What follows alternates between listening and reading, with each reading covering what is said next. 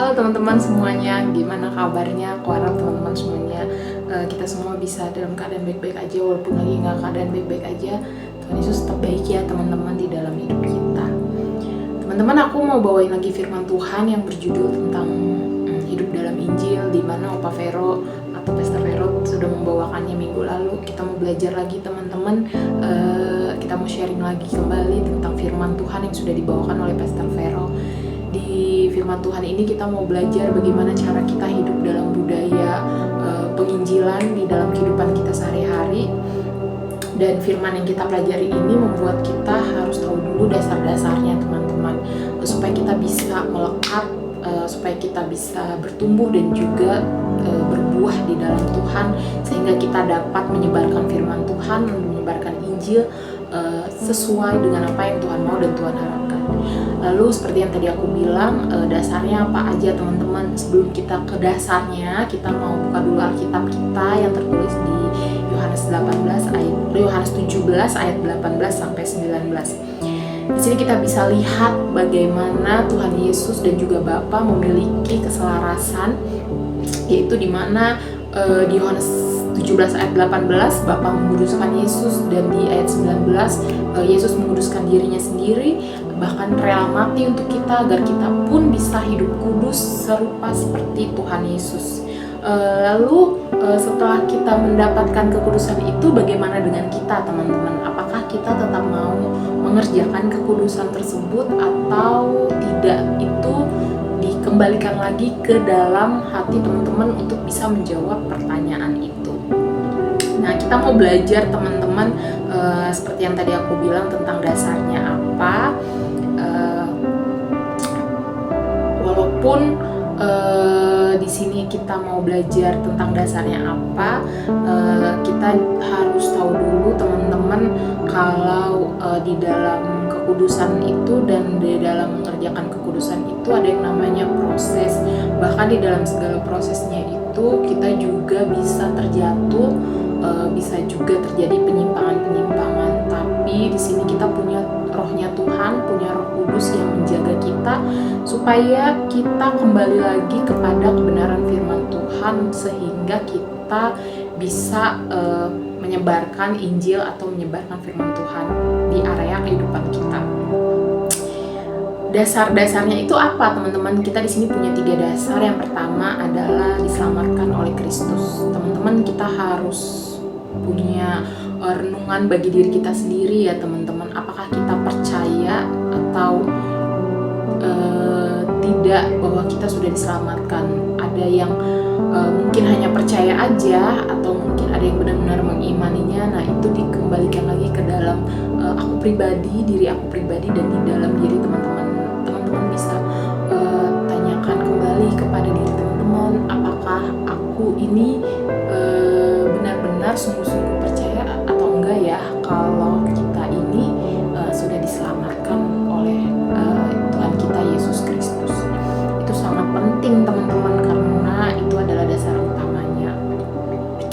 Bahkan kita juga harus percaya bahwa selain Tuhan Yesus sudah menyelamatkan kita, Dia juga adalah juru selamat kita teman-teman. Itu juga bisa menjadi rema di dalam kehidupan kita. Apakah kita hanya tahu-tahu aja nih Tuhan Yesus cuma juru selamat, tapi kita tidak mengimaninya atau tidak terlalu mempercaya, tidak terlalu merenungkannya, sehingga itu bisa membuat kita bertanya-tanya teman-teman tentang keberadaan Tuhan Yesus sendiri di dalam kehidupan kita. Jadi dasar untuk kita bisa mau percaya bahwa Tuhan Yesus itu adalah juru selamat, ya kita harus benar-benar dasar yang kuat teman-teman. Sama kayak tertulis di Yesaya 43 ayat 11 dan di 1 Yohanes 4 ayat 14. Nanti teman-teman bisa baca bagaimana di situ Tuhan Yesus mengakui bahwa dirinya adalah juru selamat, dan di 1 Yohanes 4 ayat 14 di situ juga bagaimana Yohanes juga melihat bahwa Tuhan Yesus itu adalah juru selamat. Dan apapun keadaan kita teman-teman, itu dikembalikan lagi ke dalam diri kita masing-masing mau percaya atau tidak, terutama di dalam keadaan yang lagi nggak baik-baik aja, lagi keadaan kita yang lagi buruk, keadaan kita yang lagi nggak enak. Kadang-kala ketika dalam keadaan lagi nggak enak, teman-teman, itu bisa membuat kita mempertanyakan tentang juru selamat itu sendiri, yaitu Tuhan Yesus Kristus, sehingga itu membuat kita menjadi kadang agak males-malesan untuk kita bisa menyebarkan Injil, menyebarkan firman Tuhan. Dan dalam keadaan baik-baik pun jangan sampai itu membuat kita menjadi sombong, teman-teman, karena ketika kita merasa benar atau merasa udah enak-enak aja nih nyebarin firman Tuhan, jangan sampai itu bikin kita ngerasa sombong dan lupa bahwa ini semua tuh dari Tuhan. Jadi nanti yang ada ujung-ujungnya jadi buat diri kita sendiri, jadi fokusnya ke kita sendiri nih, teman-teman. Lalu yang kedua, yaitu dijadikan serupa dengan gambaran Kristus Yesus. Tadi kita udah belajar ya, teman-teman, bagaimana dasarnya adalah kita harus percaya bahwa Tuhan Yesus adalah juru selamat kita. Nah, di sini menjadi serupa seperti gambaran Tuhan Yesus Kristus, balik lagi ke proses, teman-teman. Kita mau atau enggak diproses sama Tuhan di dalam keserupaan kita dengan gambaran Kristus Yesus, karena di dunia ini pasti akan selalu ada yang namanya proses ujian yang nanti dari situ Tuhan akan lihat, Tuhan akan nilai apakah kita bisa menjadi serupa seperti Kristus atau enggak, karena semuanya nanti akan dikembalikan ke kehendaknya Tuhan. Bagaimana di sini serupa dengan gambaran Kristus Yesus, teman-teman, adalah tujuan utama Tuhan. Kenapa aku bilang seperti itu? Karena di salah satu ayat di Alkitab, di Roma 8 ayat 28-29, ini adalah salah satu tujuan utama Tuhan dalam kehidupan kita ketika kita menjadi rekan sekerjanya Tuhan. Nah, tadi kita udah belajar tentang kedua dasar tadi, teman-teman. Kita mau belajar lagi tentang memberitakan Injil Kristus Yesus. Tadi kita udah belajar tentang diselamatkan oleh Kristus dan dijadikan serupa dengan gambar Kristus. Ketika dua hal atau kedua dasar ini sudah ada di dalam hidup kita, kita baru bisa masuk di dalam pemberitaan Injil, yaitu memberitakan Injil Kristus Yesus.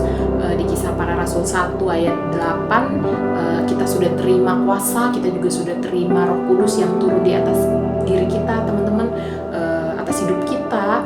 Dan sekarang dibalik lagi ke diri kita nih, teman-teman, kita mau apa enggak untuk memberitakan Injil tersebut, walaupun dalam keadaan yang lagi nggak enak banget, lagi keadaan mungkin menderita atau dalam keadaan baik-baik aja, teman-teman. Kita nggak boleh khawatir, jangan takut, karena asal kita mau punya hati yang mau ikut tuntunan Roh Kudus, membaca firman Tuhan, berdoa sama Tuhan dan minta Tuhan tuntun kita, Tuhan pasti mau tuntun, teman-teman. Asal kita mau diajar aja sama Tuhan, dan dengan begitu kita bisa menyebarkan kebenaran firman Tuhan, menyebarkan Injil Tuhan, teman-teman. Kita mau belajar dari kisah Filipus, teman-teman, bagaimana di sini seorang Filipus adalah pemberita Injil. Aku mau ambil garis besarnya aja bahwa bagaimana kehidupan Filipus untuk menyebarkan Injil firman Tuhan itu gak gampang, teman-teman. Banyak proses demi proses yang dia lalui, tapi di sini aku bisa lihat bagaimana Filipus memiliki hati yang mau dibentuk sama Tuhan dan juga mau taat sama Tuhan dan diproses sama Tuhan. Dan apakah kita juga seperti itu, teman-teman? Nanti teman-teman tanya ke diri teman-teman masing-masing ya. Oke, jadi di sini aku mau kasih kesimpulannya adalah kita bukan aja diselamatkan oleh Kristus Yesus, namun kita juga akan dijadikan serupa dengan gambaran Kristus Yesus dan memberitakan Kristus Yesus, yaitu kebenaran firman Tuhan itu sendiri. Nah, hidup dalam Injil kayak tadi, teman-teman, 3 dasarnya adalah: dasar pertama diselamatkan oleh Kristus Yesus, lalu dijadikan serupa dengan gambaran Kristus Yesus, dan memberitakan Injil Kristus Yesus. Aku udah selesai, teman-teman. Nanti akan ada 3 pertanyaan atau 3 rema yang nanti akan teman-teman jawab di breakout room oleh setiap kelompok pribadi lepas nafas pribadi ya teman-teman. Terima kasih untuk waktunya. Sampai jumpa.